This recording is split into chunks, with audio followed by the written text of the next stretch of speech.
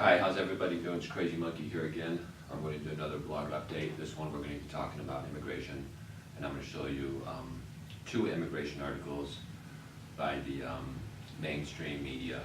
These are both by CNN, and I want to show you how they're basically very, very pro-mass immigration, and then I'm going to explain what exactly will happen to this country if we allow mass immigration to happen.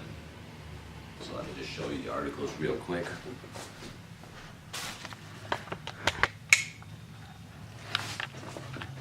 All right, so here's our first article.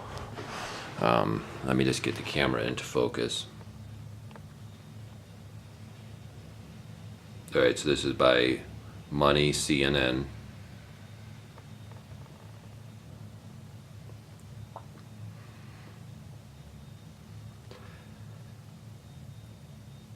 All right, so basically it says, an immigration bill that you've never heard of.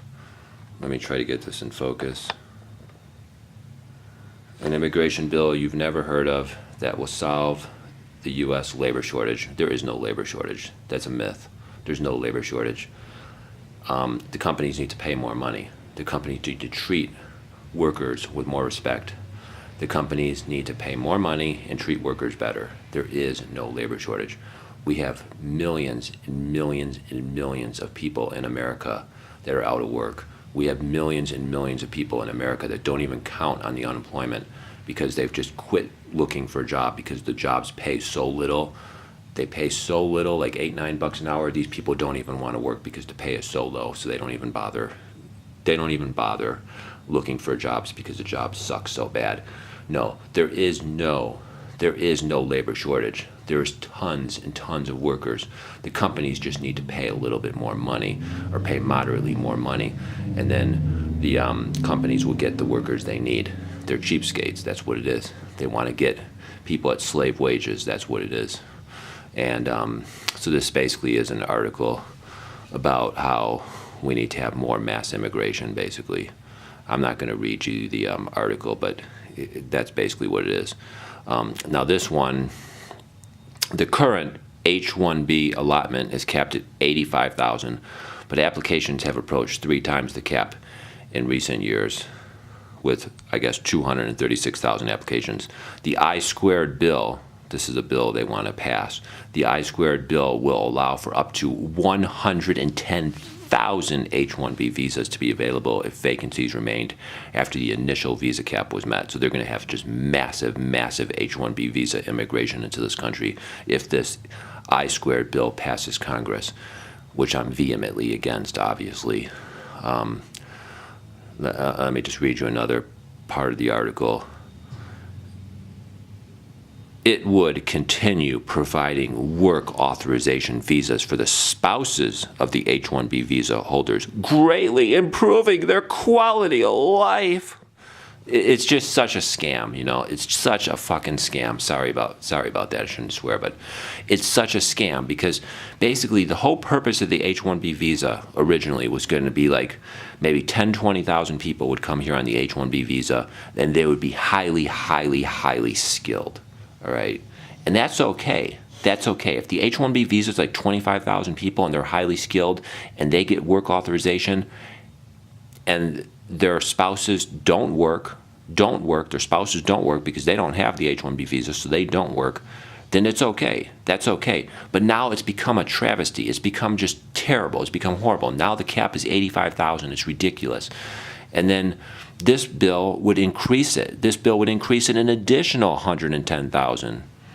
So it increases it, and then it allows the spouses to work too, which, I mean, it's just hundreds and hundreds of thousands of people per year. It's just ridiculous. It's absolutely ridiculous. This is mass immigration. This is what I'm vehemently against. You know, I think the H-1B visa needs to be lowered dramatically. It needs to be cut from 85,000 down to like 20 or 40,000, and the spouses should not be able to work. All right, the spouses didn't get the H-1B visa. They should not be allowed to work. They should not be allowed to work. I am vehemently, vehemently, vehemently opposed to the spouses of H-1B visa people working and lowering our wages, lowering our wages, lowering our wages. I am vehemently opposed to it. If you don't like it, leave. Get out of the country, all right? Go back to your country you came from, all right? Your husband or your wife got the H-1B visa. They can work, all right? You can't work. If you want to bitch and moan about how terrible this country is, then get the fuck out, all right? Get out. We don't want you here. If that's all you're going to do is bitch and complain and do your leftist communist shit. I'm just so sick of it. Sorry. So here's another article by this. Oh my God. I just absolutely. I'm sorry. Sorry. So this is another article by CNN. You read the CNN articles, you just get enraged. Every time I read something from CNN, I literally just get absolutely enraged. Literally, my blood pressure goes up, and I just get enraged. Sorry. All right, so I just got to read this article real quick to you. I just want to get this over with. All right, so it says, without immigration, our economy is in trouble. It's just all BS. It's just all BS. To lower our wages, lower our wages, lower our wages. That's all it is. All right, so this is another article. All right, so in fact, the number of children women are having in their lifetime, the total fertility rate here in America, has declined in recent years from 2.12 to 1.7. You know why that is? That's because of mass immigration driving up the housing prices. All right, you go to cities like San Francisco, where the homeless bums piss and shit all over the streets. All right, you go to cities like Manhattan, New York, LA, you know, all these big, huge liberal leftist cities, you have massive, massive illegal immigration. You have massive immigration, out of control immigration. You have filthy rich foreign elites buying up all the houses, buying up just massive amount of houses, causing the housing prices to skyrocket. And what does that do to American citizens? American citizens that are black, white, Latino, Asian. What happens to those American citizens? They can't afford to buy a house. Because they can't afford to buy a house, they have to live with their parents, and then they can't have children. The reason the population in America, in Europe, in Canada, and Australia of native-born people in those countries is falling is because they can't afford housing to have children. All right? So the solution is simple. The solution is less immigrants, less immigrants, less immigrants. We need to cut immigration by 50, 75%. That's what we need to do. That's the solution. All right? And then people can have 2 children families if they want to. All right? That's the solution. All right? And this article, it's saying the exact opposite. It's saying we should flood our country with massive, massive out-of-control immigration, which would just lower the native-born birth rate even more, all right? It would lower the native-born birth rate even more as housing prices and rents skyrocket and as wages collapse. Then people that are born in America will have even less children. And then they'll bring in even more Somali refugees. They'll bring in even more Nigerian refugees, Sudanese refugees. They'll just bring in more and more illegal immigrants, more and more immigrants. Then they'll have 6, 7 children families, and then they will take over, and then they will take over, and they will dominate. All right? That is exactly what will happen. So let me just talk about it real quick.